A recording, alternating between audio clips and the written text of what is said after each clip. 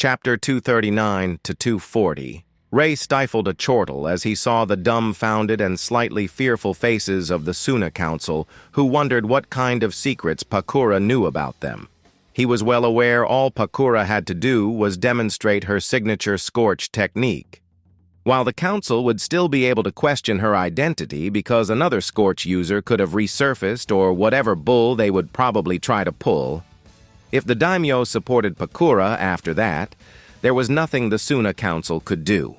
It would pass as proof of her identity no matter how reluctant and unwilling would the Council be.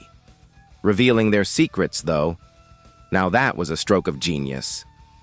She not only subtly threatened them, but she also showed them they need to integrate her back into the village. There was no chance to tag her as a rogue ninja. Not while their daimyo supported her. Not when she was a part of the Uzushio trading company. There was only one way to make her keep her mouth shut, and that was to get her back into their ninja rank, since every ninja is obligated to keep village secrets. Well, secret. Damn, she played these old and young coots like a fiddle. Ray's eyes sparkled in amusement. They have no other option than to give their support to her in the next stage of her plan. "You want to usurp the Sabaku clan!" Rasa angrily burst out and stood up, balling his hands into fists as he glared at Pakura with extreme hatred. "You can't do that!" he exclaimed. Rasa was fine with being booted from the KasiCair office. It just meant one of his cousins would get the position until one of his kids is a jonin. The very laws of his village would safeguard that. Rasa also believed his kids to be failures.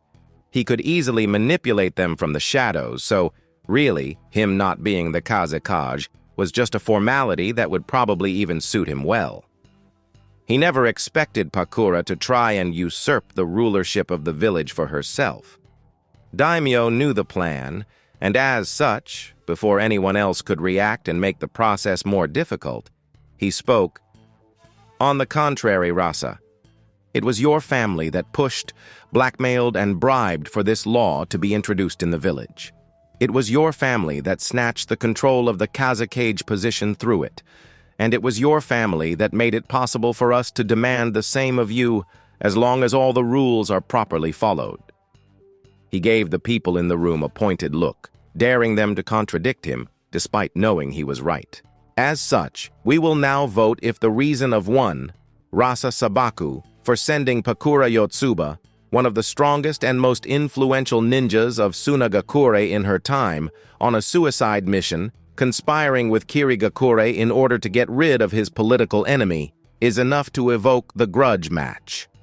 Rasa Sabaku broke the laws of this village as well as this nation by conspiring with an enemy village for not the benefit of either the village or the nation, but his own. He willingly offered the life of one of our strongest shields, for no other reason than he felt threatened. I beseech you to think about it. If he could do it to Pakura, who was at the time beloved and revered as the hero of Sunagakure, who is to say he won't do it to you went unsaid. Rasa knew he lost this round. If he threw a temper tantrum now, it would not help his cause, not at all. It would simply portray him as immature. He had no other option than to sit down and quietly seethe, letting the vote go on. Chio impassively stared at the daimyo who just delivered his speech, while inwardly she was groaning, knowing at least some of the young clan heads would be captured by it. As for the others, all the ways they could go about removing Rasa, they just had to choose the most troublesome one, and I unknowingly made it easier for them. Curse it all, to think I would be so easily played. She huffed in irritation. Pakura had to be returned to the service of the village if the secrets she knew were to stay secret. All of the council members knew that. The problem was how to ensure it, since she was clearly under the protection of both the Wind Daimyo and the Uzushio Trading Company. And here, the daimyo himself gave them an easy way out. After all, if the grudge match was on, it would either mean Pakura would die, or she would become the KasiCair. Either way, she wouldn't be able to reveal what she knows to the enemy. I guess it could be worse. At least if the girl wins, the village would retain the daimyo's favor again. Chiyo grumbled as she made the decision of who to support. While Chiyo fought the internal battle of decisions, Rei watched the occupants in the room, seeing they also considered their options. Only when his eyes landed on Suzumiya Mirano did they sparkle in a massive amount of amusement that could be translated to internally laughing his ass off. The woman in question noticed and returned a small understanding smile to Rei. Seeing the people in the room more or less made their decisions, the daimyo decided to continue the meeting. Let's vote. Unsurprisingly to Rei, Mirano was the first who raised her hand and voted in favor of the grudge match. Seeing her do that, 3 other clans and 4 independent ninjas on the council followed her lead, while Rei had to bite his lower lip in order to not burst into uncontrollable laughter at the bewildered face Rasa sported, when the entire neutral faction in the council, united for the first time during his whole tenure, voted against him. This was exactly why Rei and Pakura were so assured of themselves. The Suzumiya clan was a very new clan in the village. They only became a part of it at the end of the Third Ninja War. During Rasa's rule, however, the clan rose in status until it rivaled the most influential clans in both wealth and power. There were not many ninjas in the Suzumiya clan, but all of them were powerful. When the financial crisis hit the village because of Rasa's mismanagement and sour relationship with the daimyo, it was the Suzumiya clan who helped those in need, the poorer clans and individuals. Naturally, the amount of goodwill and political capital they accumulated over these harsh years was staggering. It was only their connection to the Biribiri company that allowed them to grow so quickly. And Rei couldn't help but admire Konan's scheming. It was really incredibly good of a decision to send their employees undercover into Sunagakure all these years ago and have them form a clan. Because of that, and the help this clan gave to the village through his company, Rei currently held 8 votes out of 21 in the Sunagakure's council, with none the wiser. The next to vote was the so-called anti-Rasa faction, which provided another 7 votes in favor of the grudge match. During his time as the KasiCair, Rasa made quite a few enemies. While they couldn't say anything against him while he was in power, now that there was a way to kick him while he was down, they would naturally go for it. Really, having the Suzumiya clan provided quite a lot of inside information to Rei. There was no way in hell Pakura would lose the vote. He knew it from the start. He simply wanted to see all the bickering. Surprisingly enough, only 3 people voted against the match. 2 clans and 1 Baki. They were closest to Rasa in the political field. Not that their votes helped the man and they knew it. They simply stood by him in case he won the match. Either way, there was no loss for them. In the end, the vote ended with 17, 4, and 4 against the match. Rasa couldn't help but slump in his seat while Pakura beamed at him. It was decided. The fight was on. Pakura stood 20 feet apart from Rasa in the Sunagakure's arena, her right hand on her hip while the other arm leisurely hung alongside her body, prepared to snap into action at the slightest sign of need.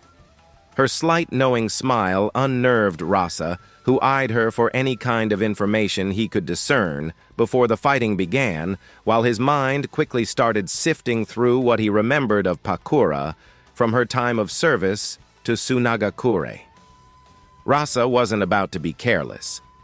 He knew well that Pakura was one hell of a kunoichi, and grudge match was a fight to the death. Looking around, Pakura noted the arena didn't change in the slightest since she left the village. Even the boulders were in the same area where she remembered them. Unlike Konoha's Colosseum-like arena, Suna used vast open space akin to a desert littered with many boulders, occasional trees, and even a small lake on the side. Maintaining that lake was quite a problem for Sunagakure, so they only filled it with water during the Chunin exams. Considering neither Pakura nor Rasa had water affinity, the lake was currently completely dry. In the stands around the sand-filled arena, the daimyo and the important people of Sunagakure watched as Pakura and Rasa were about to fight. Excitement filled the ninja and civilians alike, in expectation of witnessing two Kage-level titans go at each other with the intent to kill. "How exciting!" Pakura dryly commented when she heard the boisterous cheers from the audience. "Who would have thought killing would be so popular? Anyone who ever heard of hidden villages?" Rasa snorted and took 2 scrolls out of his pockets.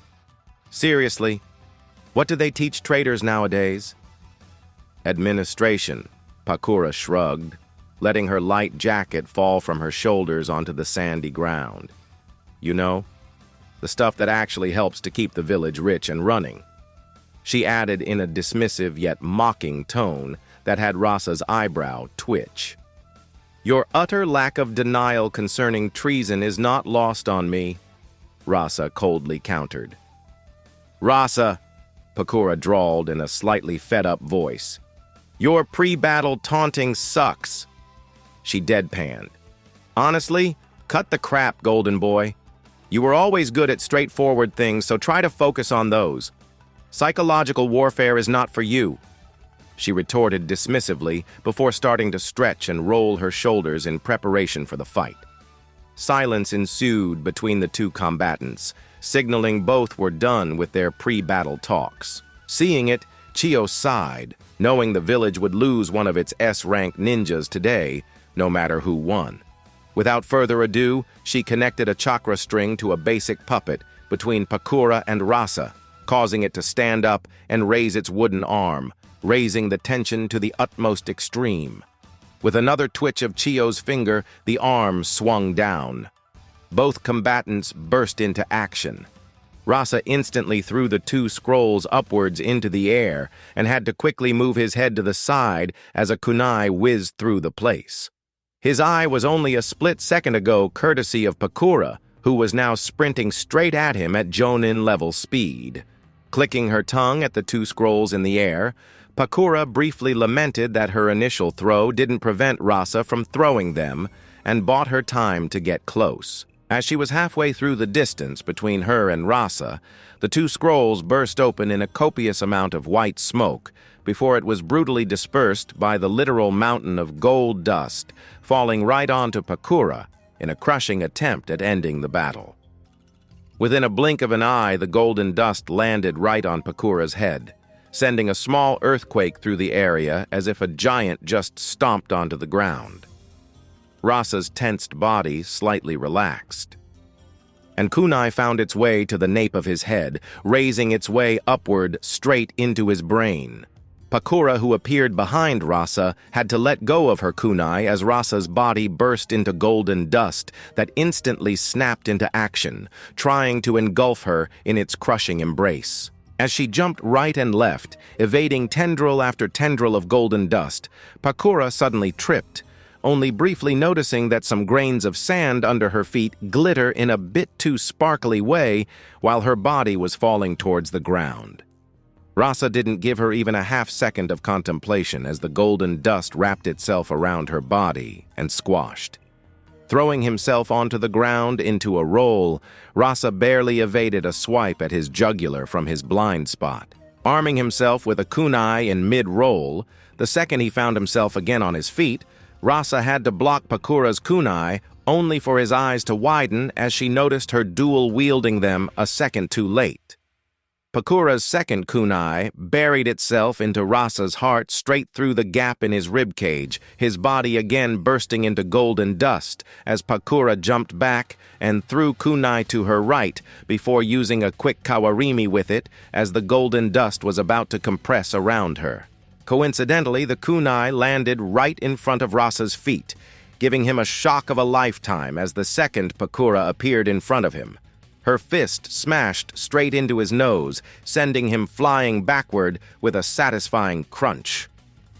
Spikes of golden dust rose from under Pakura, piercing her body while the flying form of Rasa dissolved into golden dust. Pakura spat blood with a wide-eyed expression, giving her only a second to comprehend what was happening before the spikes in her body twitched. Her body was completely and brutally torn to pieces from inside out, dirtying the sand with her blood, torn muscles, pieces of bones, and organs. Rasa was cautiously rising from the ground a few feet away from the horror scene when the temperature experienced a sudden rise in his vicinity, only giving him a moment to realize a genjutsu was at play. In a scorching flash originating right above Rasa, the audience was briefly blinded. Only the most experienced ninjas of Suna noticed the place the KasiCair was rising from was now completely turned to superheated glass from the sheer searing heat, before the temperature rose so much it evaporated water in the air, resulting in a cloudy vapor obscuring the spectators. Nobody got to complain, however, as a second later the KasiCair used futon. Great breakthrough, sending a crushing pressurized air through the battlefield, dispersing the vapor in a matter of milliseconds before he was forced to duck yet another swipe at his neck, courtesy of Pakura, who used the brief distraction and lack of vision to sneak near him. This time, however, Pakura anticipated the dodge, and Rasa found her foot implanted in his stomach the second he ducked.